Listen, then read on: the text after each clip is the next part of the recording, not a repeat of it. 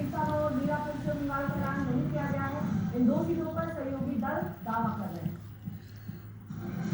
BJP की तरफ से मुझे पहली तारीख के लिए 7 सीटों पर उम्मीदवार के नाम का ऐलान है। 9 सीटों पर बीजेपी चुनाव लड़ रही है। 2 सीटों पर अभी सस्पेंस बाकी है। कहा जा रहा है कि सहयोगी दलों से अभी भी बातचीत चल रही है।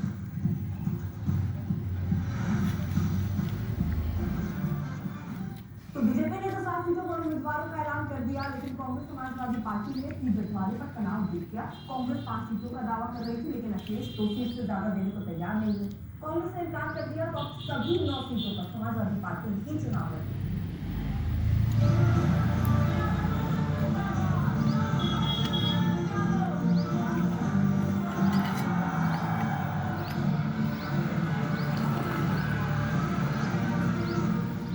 जून को लोकसभा चुनाव के नतीजों का ऐलान होता है।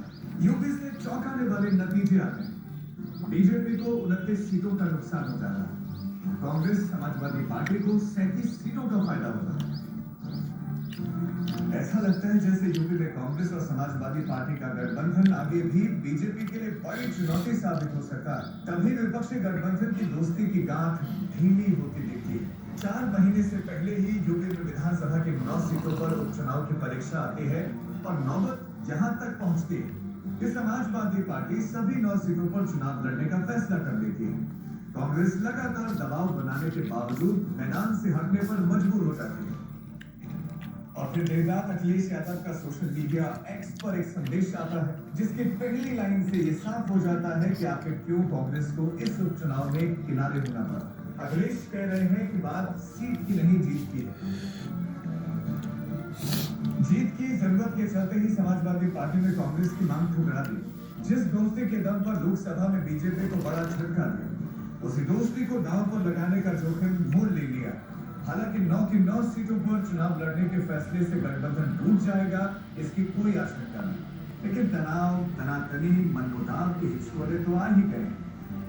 खबर है कि कांग्रेस ने धौलपुर, मझवा, गाजियाबाद सदर, मीरापुर और खैर समेत 5 सीटों की मांग रखी। खाते समय बोलना नहीं चाहिए। और खैर से आगे नहीं बढ़ी और बात इससे बड़ा खाना कोई है नहीं।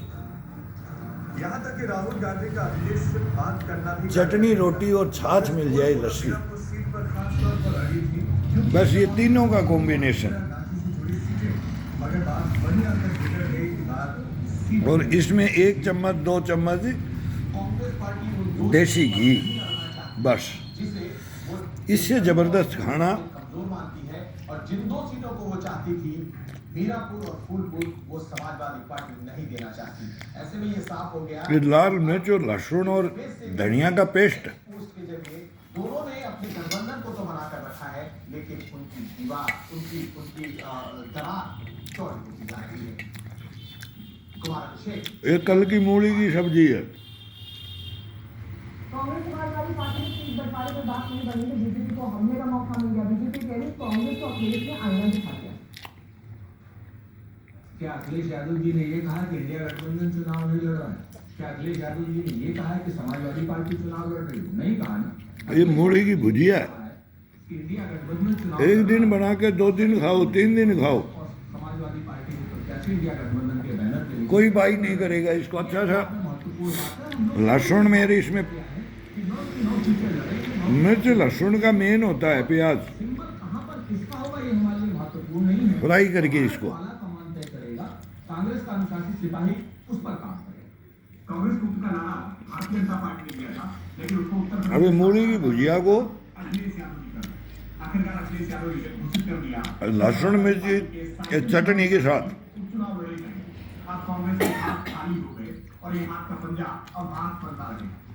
पार्टी की दुर्दशा के कारण केवल कांग्रेस ही, क्योंकि कांग्रेस ने जैसा मध्य प्रदेश में, हरियाणा में समाजवादी पार्टी के साथ व्यवहार किया, आज समाजवादी पार्टी ने धोबी पछाड़ दाव मुलायम सिंह यादव वाला वो आज कांग्रेस पार्टी को दे दिया और कांग्रेस पार्टी की मजबूर है कि 5 सीटों अभी बाजरा की रोटी आ जाएगी, बिना चुनाव लड़ेगी, संतोष कर रही। बाजरा आ जाएगा अभी। फिर ये मूली, पालक की भुजिया और चटनी। सब्जी का कोई जरूरत नहीं होता है, सब्जी है ये। सब्जी हो तो मौसमी। सीट मांग रहे हैं, बीजेपी में नहीं दिया, 7 सीटें अभी फिलहाल सामने आ गई है खुलकर। अब विद्रोह का जैसा बीजेपी के सिंबल पर निशान पार्टी लड़ेगी, लेकिन इस तरह की तरह है तो हर जगह नहीं, बिल्कुल दोनों गठबंधन में जो सहयोगी दल हैं या पार्टनर्स का कलह तो दिखाई दे रहा है। निषाद पार्टी के जो प्रमुख है संजय निषाद कई दिनों तक दिल्ली में जमे रहे, लेकिन उनकी बात बीजेपी हाईकमान ने नहीं मानी और उन्हें बैरक वापस लौटाया कुछ सांत्वना देकर। आप देखिए जो 2 सीटें वो मांग रहे थे, मझवा की सीट और कटहरी की सीट। कटहरी की सीट पर धर्मराज ये इसका आनंद है। धर्मराज निषाद बसपा से 2020 से पहले आए थे। शुद्ध देसी भोजन उन्हें इसको बोला जाता है। वो सीट भी नहीं दिए। हालांकि ये बात जरूर है कि कटहरी की सीट पर निशानों की तादाद अच्छी है और इसी वजह से मांग रहे थे संजय निषाद की सीट। दूसरी तरफ मझवा की सीट देख लीजिए जहां से वो सीट मांग रहे थे। बीजेपी ने 2017 में वो सीट जीती थी और यही स्मिता मौर्य वहां से विधायक बनी, लेकिन 2022 में बीजेपी ने संजय निषाद के लिए अपने विधायक का टिकट काटा था, संजय निषाद को दिया था, लेकिन वो सीट वो हार गई। तो बीजेपी ने अपनी पुरानी लॉयल्टी, बीजेपी ने अपने उस नेता को जिसने लॉयल्टी दिखाते हुए कटी हुई सीट पे भी और जीती हुई उम्मीदवार को भी बीजेपी लिमिट भोजन, सीमित भोजन, पावरफुल भोजन। बीजेपी ने इस बार उस पर कोई कॉम्प्रोमाइज नहीं किया है कि सिर्फ अपने सहयोगियों को देना है। उन्हें लगता है कि अपने कार्यकर्ताओं और अपने जो लॉयल हैं उन्हें लगातार ये कहा जा रहा है कि अगर हरियाणा के रिजल्ट कांग्रेस के फेवर में होते तो एक बेहतर बार्गेनिंग पावर कांग्रेस के पास होती और शायद इतनी सीटों की मांग कर रहे थे, लेकिन उत्तर प्रदेश का संविधान भी ध्यान में रखना होगा यहाँ पर। जिस तरीके से अलग अलग सीटों पर समाजवादी पार्टी का दबदबा है, उन्हीं के कैंडिडेट जीतते आए हैं, ये भी ध्यान में रखा गया है और ऐसे में 5 सीटों की मांग काफी ज्यादा थी।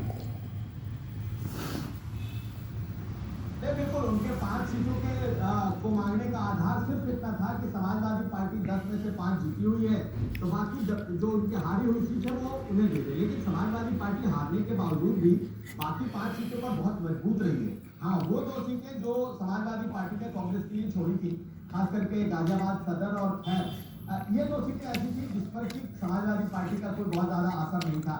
या फिर एक मीरापुर थी जो कि आरएलडी समाजवादी पार्टी के गठबंधन में जीती थी। लेकिन ये बात बिल्कुल सही है कि हरियाणा के चुनाव का असर और इम्पैक्ट दिख रहा है। कांग्रेस पार्टी को ये जरूर लगा कि इन 2 सीटों पर जीतकर लड़कर हारने से बेहतर है कि चुनाव ही न लड़ा जाए। लेकिन मुझे लगता है कि अगर आप चुनावी राजनीति में है, सियासत में है, बड़ी पार्टी में है, तो सिर्फ हार के डर से लड़ाई नहीं छोड़नी चाहिए और कांग्रेस पार्टी ने एक तरीके से अपनी ये लड़ाई छोड़ दी है। ये जरूर है कि मन मिले ना मिले हाथ मिलाते चलिए। जिस तरीके का ट्वीट किया है एक्स पर अखिलेश यादव ने आज सुबह जो हाथ मिलाते हुए हाथ थामे हुए एक दूसरे की तस्वीर के साथ ट्वीट किया है, दरअसल ये सिर्फ दिखाने का ट्वीट है। कहीं ना कहीं ये एक फेस सेविंग फॉर्मूला दोनों नेताओं ने निकाला कि कांग्रेस की को जो 2 सीटें मिली है वो लड़ना भी ना पड़े और हार से भी कांग्रेस पार्टी बन जाए। ये ऐसा दिखाई देता है। अब अखिलेश यादव के सामने ये बड़ी चुनौती होगी कि 9 सीटों पर सारा परफॉर्मेंस उन्हें करना है। देखना ये है कि क्या ये 2 सीटें जिस पर कहा गया है कि कांग्रेस की पार्टी का उम्मीदवार होगा और सभा के सिंबल पर लड़ेगा, तो क्या उससे करते हैं कि अब खाते खाते डकार आ गई और 4 फुलके और ये मूली, देसी मूली अब आ गई है बढ़िया। कच्ची मूली आ रही है, इसकी भुजिया बनाओ, ये मौसम है इसका। और बाजरा की रोटी के साथ सब्जी, मूली की विशेषकर।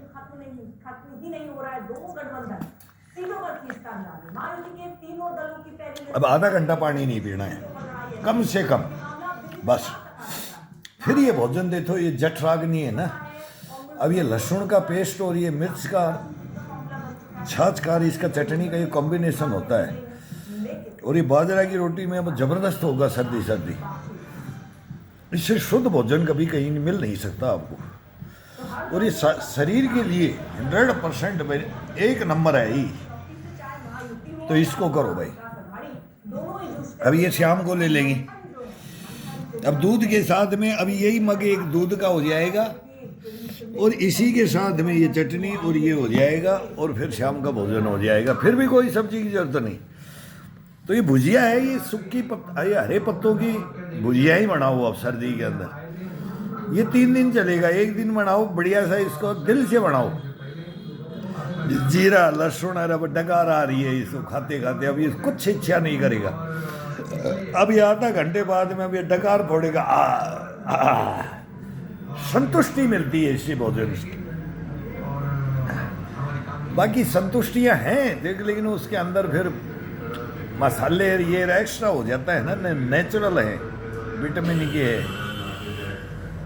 गशपड़ा बुशपड़ा ये मसालों के साथ में ये भोजन लो।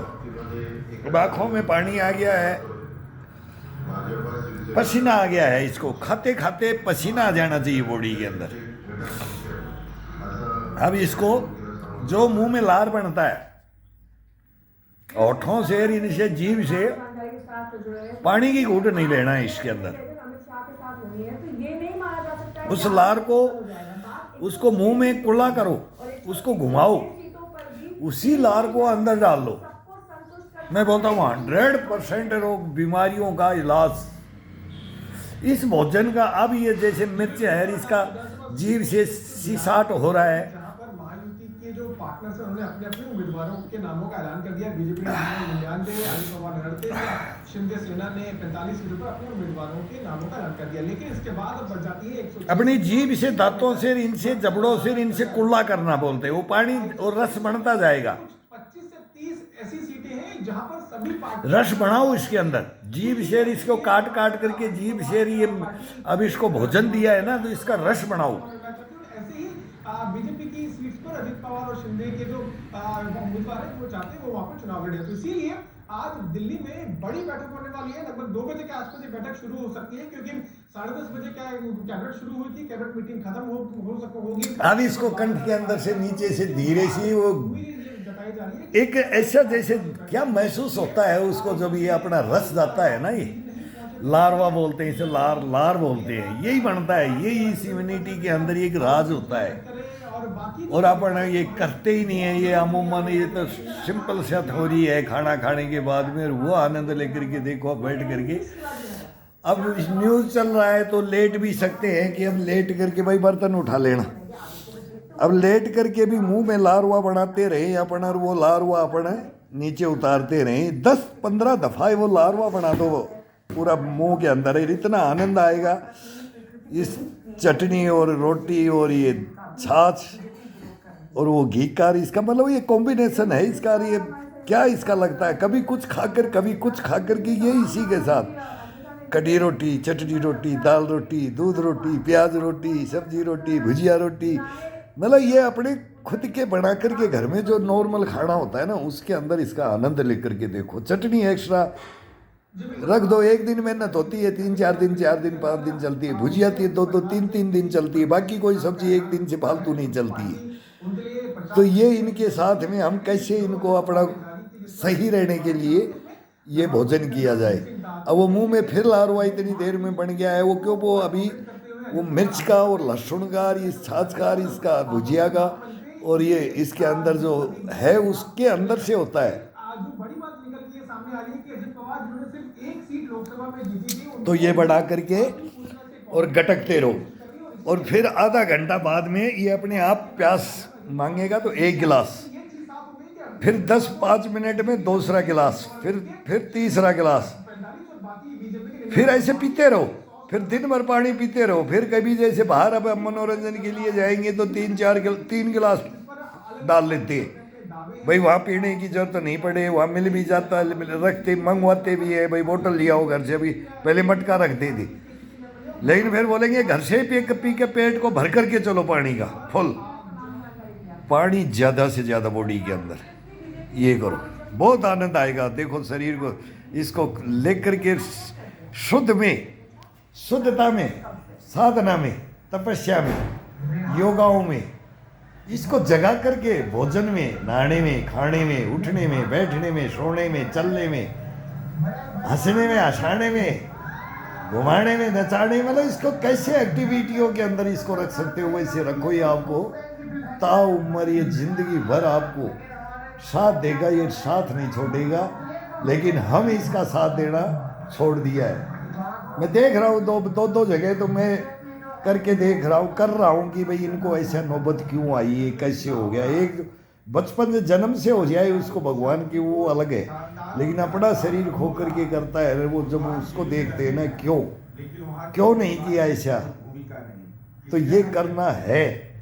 नहीं करोगे तो एक दिन चारपाई लेकर के बैठ जाएंगे, कुछ सोच समझने की नहीं, कुछ नहीं, अपना पकड़ करके बाथरूम में ले जाओ, पकड़ के लाओ, बैठाओ, उठाओ, लेटाओ, धुलाओ, निलाओ, धुलाओ, खिलाओ, ये सब ये हरकतें शरीर की ना हो, ये मतलब ये उस कंडीशन में ना जाए। अपन किसकी हेल्प कर दे, कोई अपनी हेल्प ना करे, उसके अंदर इसको लेकर के आसान सा विधिया है। आओ सभी आओ, इसके साथ में आओ, इस दिनचर्या सीखो, हमारे को भी सिखाओ कि भाई हमारे को कुछ नहीं मालूम है तो ये ऐसे करो, ऐसे करो, हम भी बताएंगे ऐसे करो, ये बता भी रहे हैं, ये चलता रहेगा। और अब न्यूज़ सुन दे भाई।